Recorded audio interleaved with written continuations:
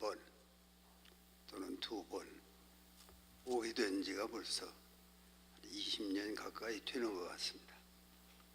매번 이 기도원을 찾아올 때 계절이 바뀌고春夏秋冬이 달라지는 걸 느끼고 오늘은 가을이 깊어가는 가운데 여러분과 이 시간 예배를 드리기 위해서 여기까지 왔습니다. 특별히 김성광 목사님이 사회를 맡아서 주장하시고 또 여러분이 이렇게 참 깨끗한 마음으로 기도원을 찾아와서 날씨도 그렇고 좋은 이 시간 함께 예배드리게 된 거 또 하나님께 감사하다는 뜻을 말씀드리고자 합니다.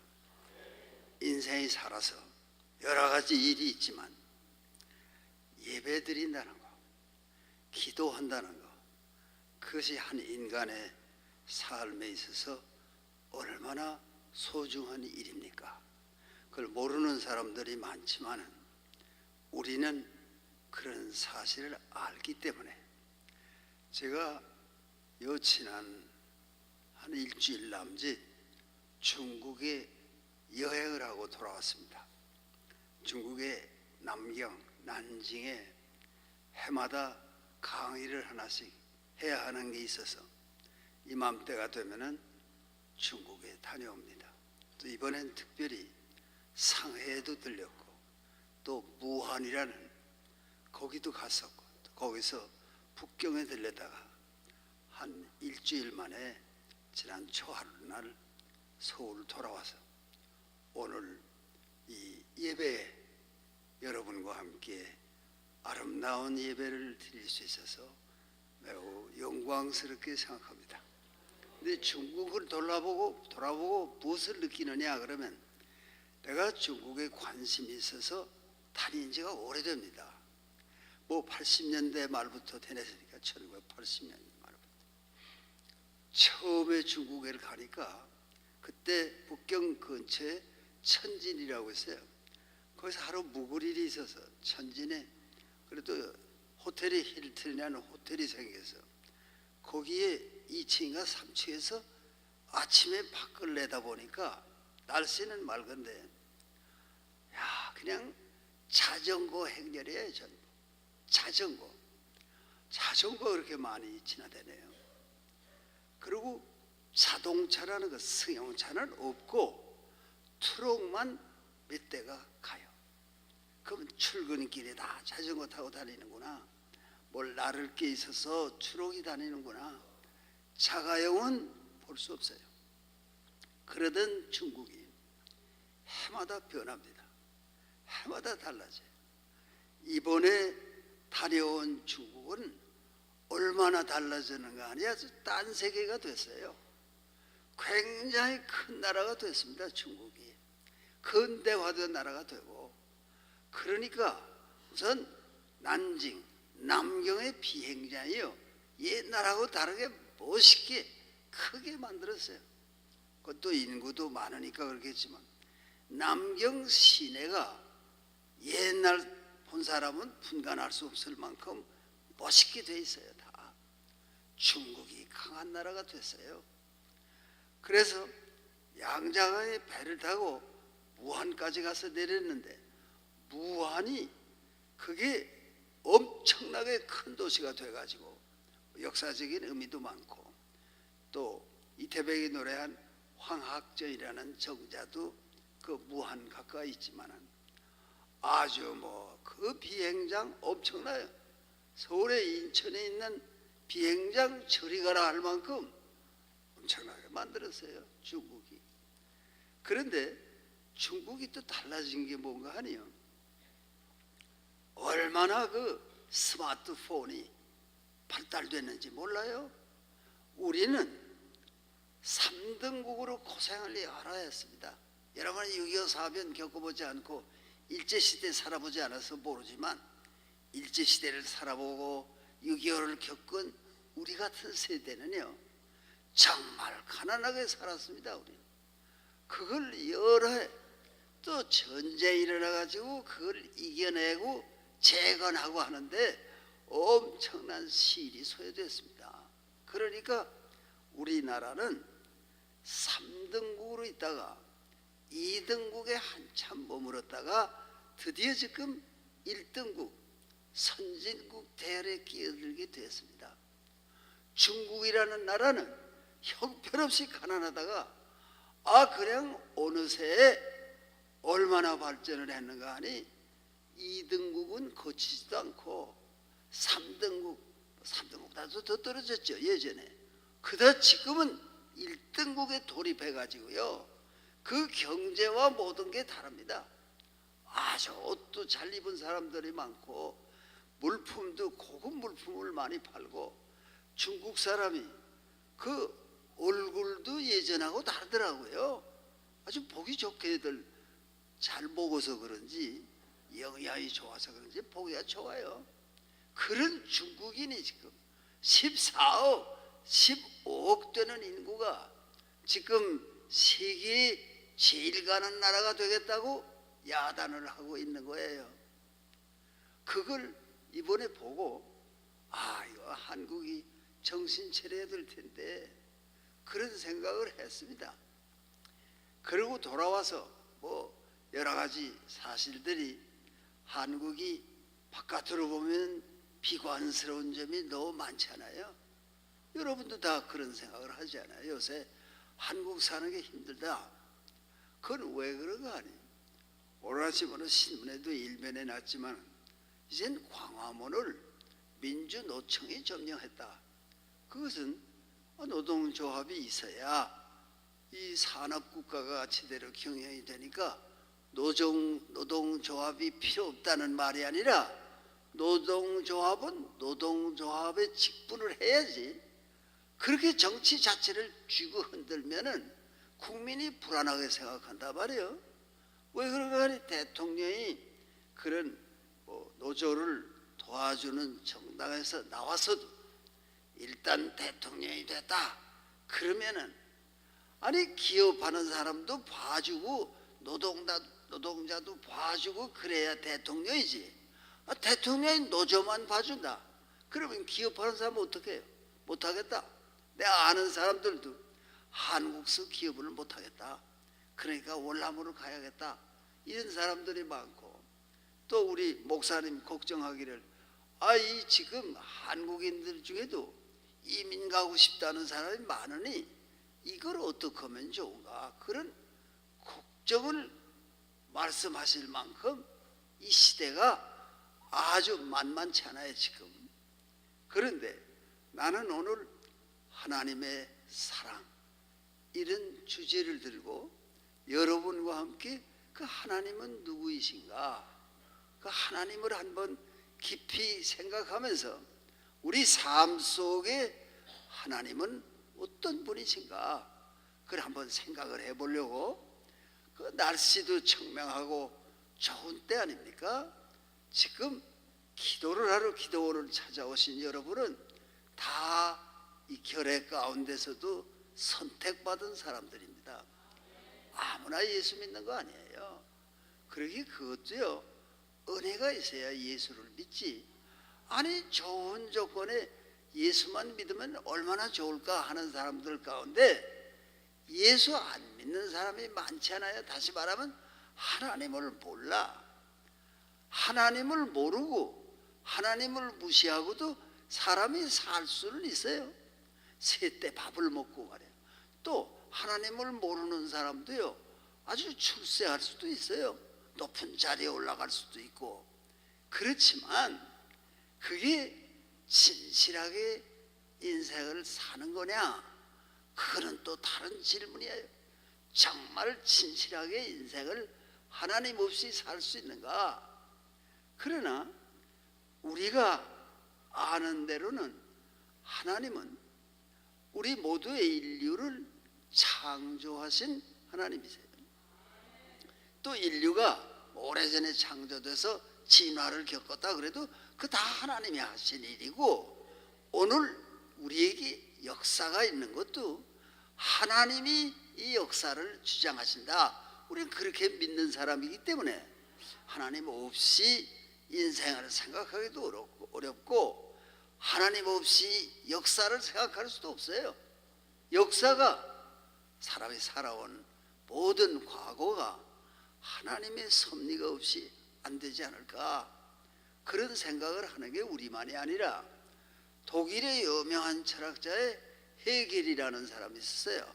너무 어려워서 여러분은 읽을 생각도 못하겠지만은 그이가 역사 철학을 하면서 역사란 예수 그리스도에게서 나와서 예수 그리스도에게로 돌아가라는 것이다. 하나님의 아들의 나타나심이 세계사의 주축을 이루는 것이다. 세계의 역사가 뭘로 되는가? 그러면 하나님이 천지를 만드시고 이걸 주장하시는데 예수라고 하는 그리스도가 역사 속에 오신 것이 인류의 역사의 결정적인 사실이라고 말이에요.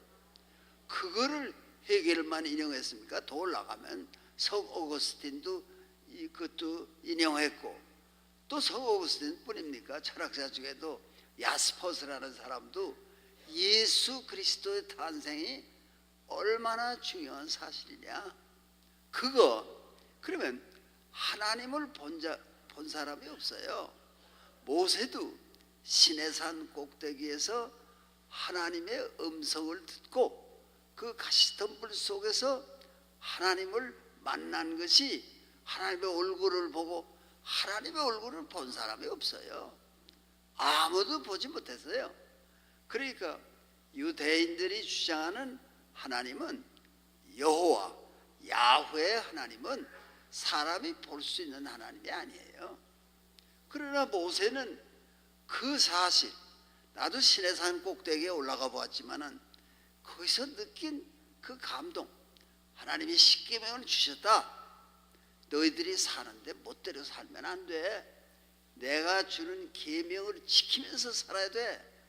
그래서 유대 민족이 이 하나님의 선택을 받은 우수한 민족으로 자랐지만은 이 사람들이 예수 그리스도가 하나님 자신이 역사 속에 오셨는데 왜 그런가 하니, 하나님이 세상을 이처럼 사랑하사 독생자를 주셨으니, 하나님께 독생자, 둘째 아들, 셋째 아들 그런 게 아니라 하나님 자신이 인류의 역사 가운데 오셨다. 왜? 이대로 버려두면은 이게 인간이 행복하게 살 수가 없어.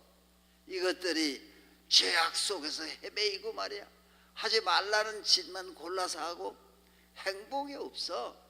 그래서 예수께서 그저 한 2000년 전에 유대 땅 베들레헴에 탄생하셨다.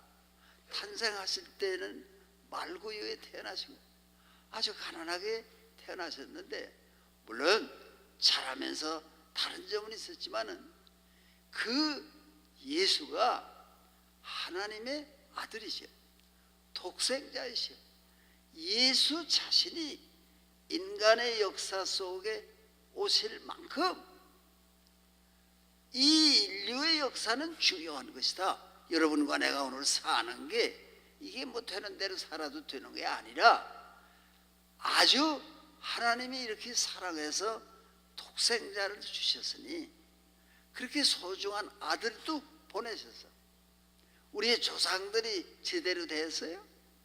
악을 트집을 잡고 이런 소리 저런 소리 하면서 말이야, 그 요새 말로 하면 나쁜 사람들이 예수를 십자가에 못 박았습니다.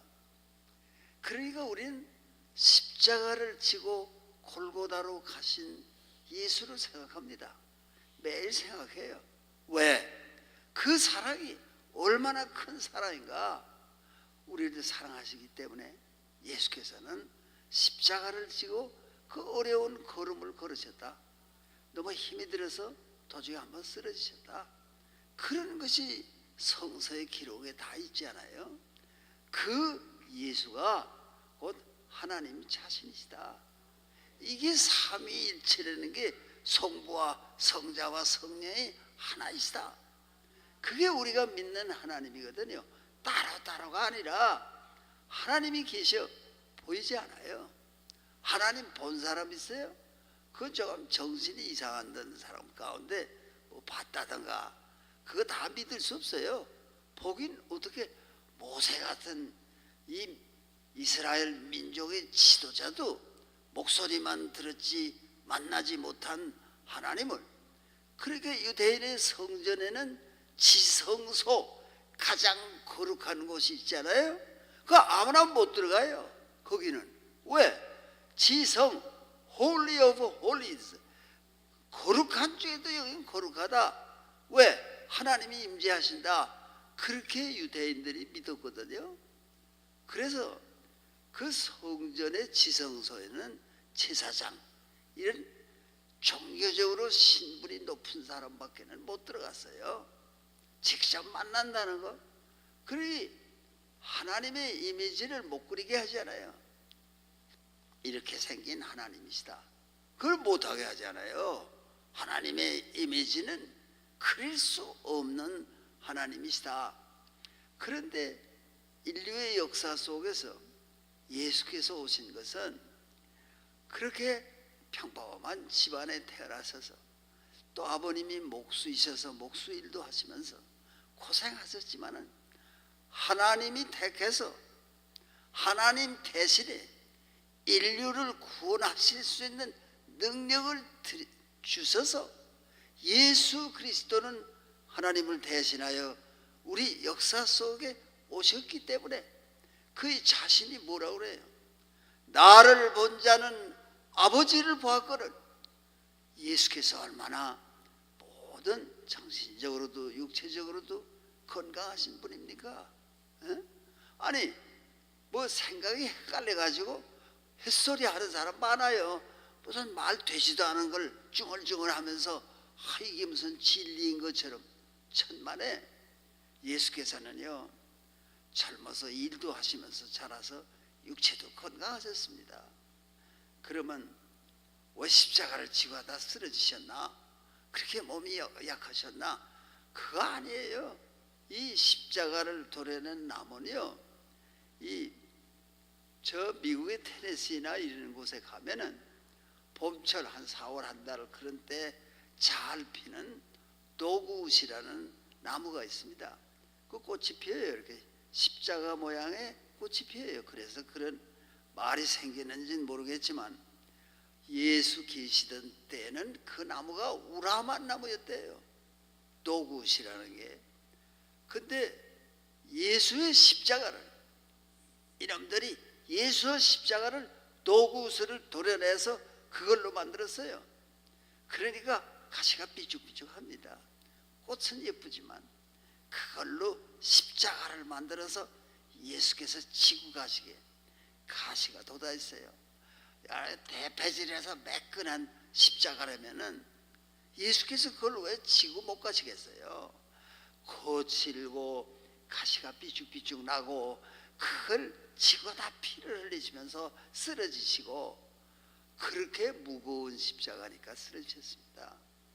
예수께서 겟세마네 동산에서 마지막 기도를 하시면서 사람이 되게 나이가 많거나 그러면 이 소리 저 소리 하고 또 끝나게 임박하면 별소리 하고 이런 사람들 많잖아요. 믿을 수 없어요. 사람은. 예수께서는 겟세마네 동산에서 기도를 하시면서 가능하면 이 잔이 나에게서 떠나가게 하옵소서, 그러나 제 뜻대로 마옵시고 아버지의 뜻대로 하옵소서, 그러고 정신이 말짱할 뿐 아니라 십자가에 달리셔도 어머니 마리아가 거기 와 계신 걸 보고 제자들 보고 어머니다 너희가 모셔라 그렇게 말씀하실 만큼 정신 상태가 온전하신 분이었습니다. 역사에 한 번도 흐릿하분한 그런 예수이신 때가 언제 있습니까? 이 나를 본 자는 아버지를 보았거든, 그 말은요, 그거는 보통 사람은 못합니다. 정신이 온전한 사람 가운데서 그런 말을 할 수 있는 사람은 없습니다. 예수 그리스도 혼자밖에 없습니다. 딴 사람이 뭐 어떤 사람이 말이에요. 그 여름방학에 동양 학생인데 미국서 일자리를 하나 얻어서 학비를 버느라고. 근데 이 사람이 어떤 데 일터를 얻었는가 하니 정신병원에 가서 일하라고 그래서 갔대요. 그 정신병원에 가면 좀 이상한 사람들이 많잖아요. 눈이 제자리에 없고 좀 희뜩하고 이러고 앉아서 한 놈이 말이야. 뭐라고 그러는가 하니 이러고 있다가 그 미국 얘기니까 I am God 그러더래. 나는 하나님이다. 아니 그런 미친놈이 어디 있어요. I am God.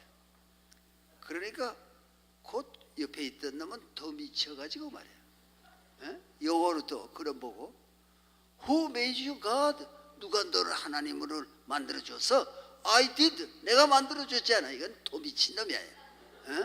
정신이 이상이야. 그는 건강하신 예수께서 나를 본 자는 아버지를 보았거늘 이 말에 우리가 감동해서 사는 겁니다.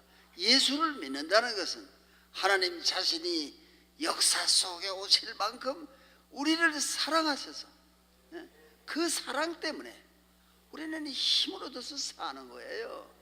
그러니까 내가 중국을 둘러보고도 저게 최대의 약점이 뭐냐 그러면 교회가 커지면은 한국인 교회들이 곧 커지거든요.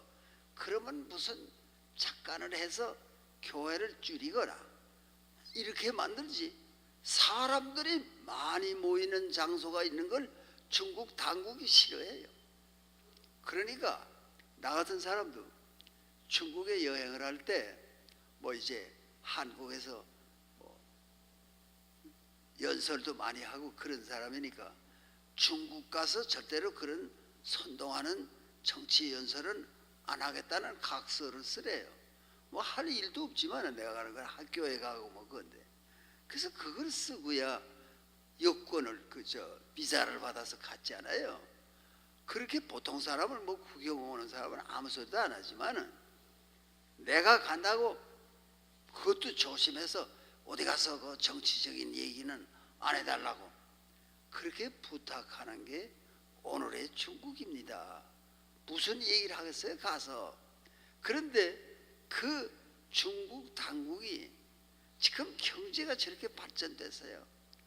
공산당의 경제 정책으로 밀고 나갔습니다. 계속 가난하죠.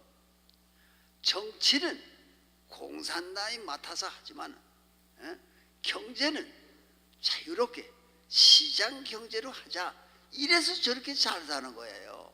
아주 뭐 경제가 부흥하고 우리처럼 괜히 대통령이 돼가지고 뭐 그 최저임금을 뭐 10,000원은 하라든가 이런 일을 할 때 연구를 많이 하고 일본도 못해요. 미국도 못해요. 그러나 한국의 대통령은 대통령이 되자마자 다 미니멈 최저임금을 10,000원씩은 주라. 그러면 조그마한 기업하는 사람이 못해요.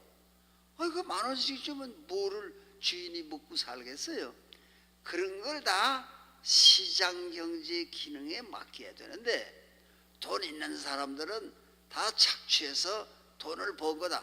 그거 잘못 생각해요. 그런 게 아니고 열심히 노력해서 사업을 키운 사람들도 많이 있으니까 정부가 또는 대통령이 노조원들도 도와주지만은 기업하는 사람들에게도 여유를 주고 기회를 주고 이래야지 말이에요.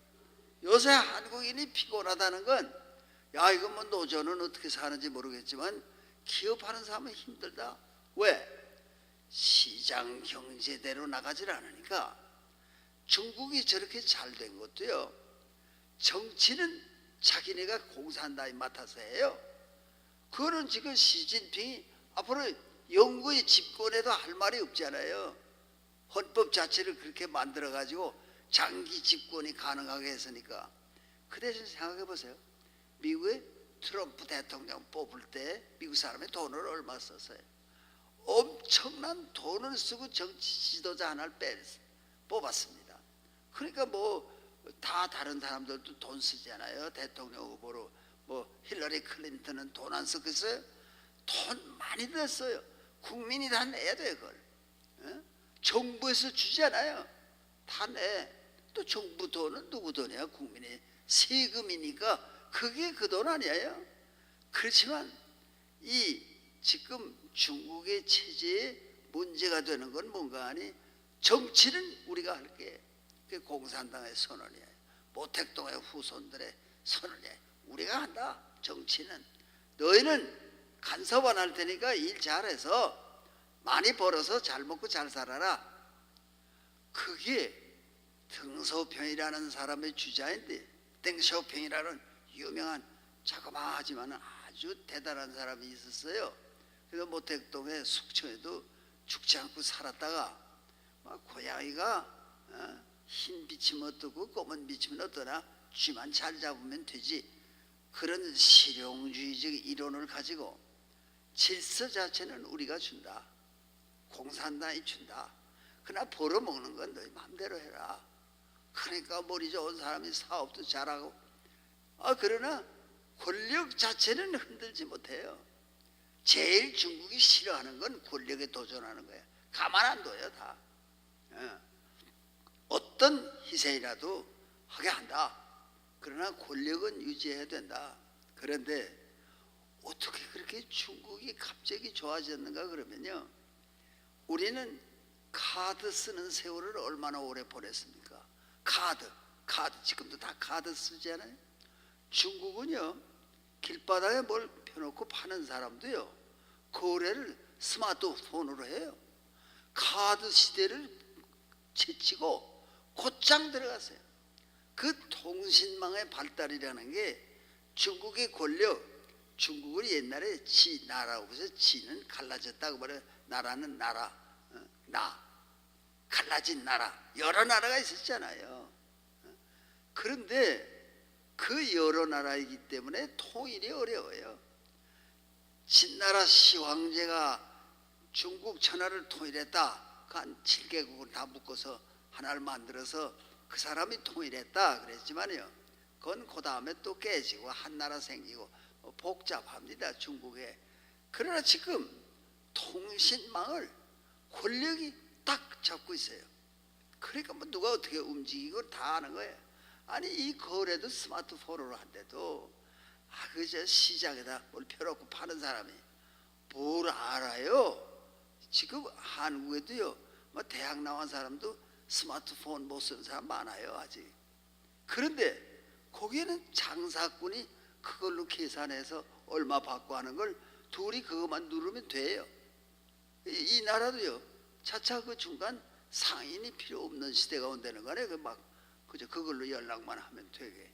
근데 은행도 문 닫게 될 거다 이런 말을 하는데, 중국이요 머리를 써서 그런 아주 카드 쓰는 시대를 고생으로 겪지 않고 쑥 그 상태에서 중국이 굉장한 나라가 된 것은 그 스마트폰 덕입니다.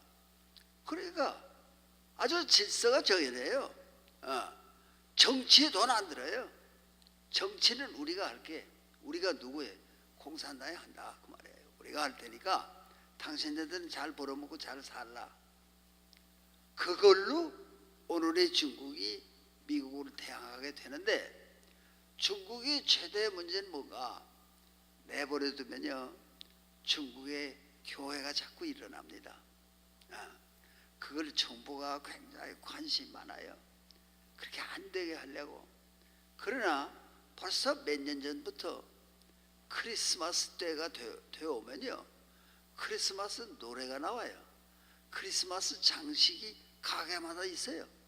그건 또 일일이 막을 수가 없으니까 그대로 내버려 두지만, 그저 그게 장식이지 현실적으로 교회 다니는 사람들이 만일에 권력에 도전하면 이게 큰일 아니에요.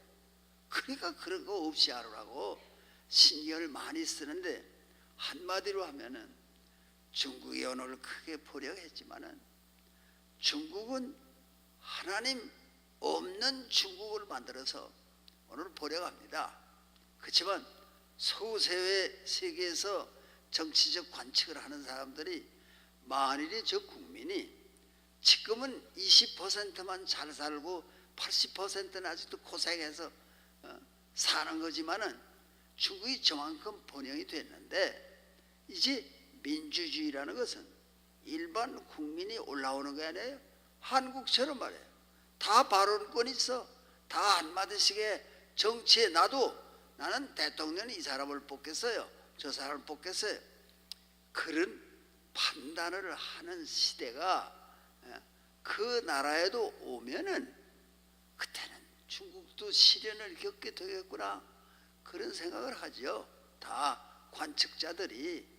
그러나 지금 중국은 잘 돼 나가고 있으니까 여러분 우리도 좀 제대로 해야 될 텐데 아니 대통령이 그래도 국민 생활을 갖다 관심을 가져야지. 무슨 갑자기 남북 통일이 중요하지만 지금 남북 통일을 할 수가 있어요? 여러분이 가령 저 이북 세력이 커서 저 인민공화국 깃발 밑에 통일하자 여러분이 하겠어요? 우리가 하겠어요 그걸? 인민공화국 깃발 들고 통일하자 안 된다. 그러면 반대로 이 태극기를 걸고 통일하자 그러면 북의 김정은과 그 도당이 가만히 있겠어요? 그 배후의 중국이 가만히 있겠어요? 우리가 인공기로 통일이 돼 한반도가 인공기로 통일을 하면은 아니 미국이 가만히 있겠어요? 이렇게는 안 된다. 그런데 자꾸만 둘이 만나서 둘이서 하면 통일이 될 수 있다. 그거는 6.25를 겪은 사람들의 마음속에는 그렇게 쉽지 않거든요. 6.25가 왜 일어났는가? 그러면 소련군 철수하고 6.25 전에 소련군 철수하고 북당국이 저 남한에 있는 미군도 철수하시오. 그때 만일에 우리가 그 안 된다 그렇게 생각하는 사람이 없은 건 아니에요. 이승만 대통령 같은 사람은 지금 미군 철수하면 전쟁 날 텐데 그러나 미국이 그 당시에 그렇게 생각을 안 했어요. 그리고 또 사실 논리에 있어서 모자라는 거는 소련군은 다 철수하고 미군은 그대로 남한에 있다. 6.25 전이에요. 그러니까 미군도 철수해야 되지 않느냐. 그래서 내 지금 기억에도 무치오라는 주한 미 대사가 성명서를 냈습니다. 그 사람의 성명서 내용과 그 사람의 사진도 지금 내가 선명하게 기억하고 있습니다. 그이가 뭐라고 그랬는가 하니 저 소련군 다 철수했다는데 우리 미군도 철수한다. 그리고 한마디 붙인 걸 들어보세요. 미군 철수해도 인민군의 남침은 없을 것이다. 그 한마디 하고 그리고 한동안 몇 달 동안이요 평화로웠습니다. 저 사람들이 전쟁을 할 마음은 없는 거 아니야? 뭐 북에 갇혀있던 조만식 선생과 남쪽에 갇혀있던 유명한 공산당 이주하, 김삼룡 두 사람 어디서 38선 어디서 맞바꿉시다. 그런 지도하고 그런 때예요. 그러다가 1950년 6월 25일 새벽에 38선 전역에서 소련이 준비해준 그 탱크와 그 대포와 그 비행기를 가지고 남한으로 침략을 해 들어왔습니다. 그게 6.25입니다. 그게 내가 23살에 겪은 6.25가 그런 역사의 한 토막입니다. 그러니까 지금 이제 나이 먹은 사람들은 그때를 생각하면서 걱정이 많아요. 그렇지만 내가 한 가지 예수를 믿는 예수가 그리스도이신 것을 믿는 이 한국이라는 게 이 보통 나라가 아니다. 하나님이 이 민족을 향하신 뜻이 따로 있다. 그 뜻이 뭐냐? 그러면은 하나님이 저 휴전선 비무장지대를 두신 거는 70년 가까워요. 그걸 두신 건 뜻이 어디 있느냐? 그러면 그걸 통해서 이 한반도는 세계 평화의 공헌해야 한다 그 뜻 아닙니까? 역사를 공부해서 결론이 뭐냐 그러면은 한국의 비무장지대 DMZ 그런 게 그게 상당한 면적입니다. 이 동서가 적어도 250km는 되고요. 이 북으로 2km, 남쪽으로 2km, 4km예요. 4km 땅이 대한민국의 이 한반도의 가운데 쭉 있습니다. 그걸 평수로 하면요 2억 7천만 평이 거기 있어요. 이것이 세계 평화를 위해서 하나님이 마련하신 땅입니다. 왜? 벌써 한국의 정치가 제대로 됐으면 벌써 유엔을 향해서 유엔 본부는 그 비무장지대로 옮겨오라. 이젠 미국의 만하탄에 너무 오래 있었고 지금은 대서양의 시대가 아니라 태평양의 새 시대가 왔으니까 태평양에 있는 데로 옮겨와야 되지 않아? 그거는 세계 여론화될 수가 있는 겁니다. 이 박근혜 대통령이 한번 미국 가서 강연할 때 이 비무장지대의 세계 평화를 위한 공원을 만들겠습니다. 그 말 한마디에 미국의 상하원 의원들이 다 일어나서 박수했어요. 여기에 그런 미래가 있다. 이제 유엔의 부속 건물도 다 들어서고 이 안에 세계적인 호텔도 뭐 힐턴에 메리엇에 뭐 좋은 호텔이 쫙 들어서고 비행장도 한 서너 곳에 생기고 또 자연 생태를 그대로 보존해서 70년 가까이 지낸 여기에 자연을 관찰하는 공원을 아프리카의 사파리가 돈 내고 보는 데입니다. 우리도 유료 공원을 한 3군데 만들고 전 세계가 평화의 동산으로 이 한국을 생각하게 되면 남과 북의 전쟁은 있을 수도 없는 거고 한국이 유엔이 관리하는 위대한 나라가 돼서 우리는 그저 민족이 남과 북이 교통하기만 되지 하면 되지 우리가 전쟁을 해서 남의 나라를 먹으려고 합니까? 중국의 야심 어떻게든지 세계 정복을 하겠다 그러지 말라. 이 한반도에서 너희는 중국과 미국은 우호 관계를 유지하고 공존하고 우리 북과 남이 당장에 공존하듯이 공존하고 공영 같이 번영하는 미래를 만들어야지. 미국도 태평양 시대 미국 대륙에 서해안은 태평양의 면에 있는데 그들이라고 태평양을 버리고 빨리 가겠습니까?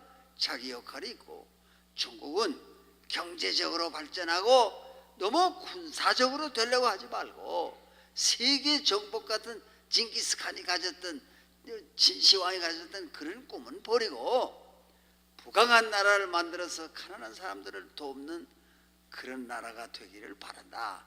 그런 꿈이 우리에게 있기 때문에 하나님은 사랑이시다. 그 한마디가 우리 역사를 살리고 여러분을 살리고 이제 하나님이 계신 곳 하나님이 하늘에만 계신 게 아니고 우리 가운데 계시고 이 한국 땅에 계시고 그 하나님을 섬기면서 살면은 우리의 안전 보장은 확실한 게 아니냐. 그러니까 자꾸만 어디 이민이라도 가야 되지 않을까. 그럴 때 하나님을 믿으니 또 나를 믿으라 하신 그 말씀처럼 믿고 우리가 여기서 최선을 다하고 열심히 기도를 하고 최선을 다해서 일을 해서 부강한 나라를 만들어서 일본 다음가는 또 일본을 능가하는 경제 강국이 되면 안 될 거 있습니까? 이 머리 좋은 국민이 최선의 노력을 해서 위대한 한반도를 만들어서 하나님께 영광을 돌리는 일이 마땅히 우리들의 꿈이 돼야 한다고 생각합니다. 고맙습니다.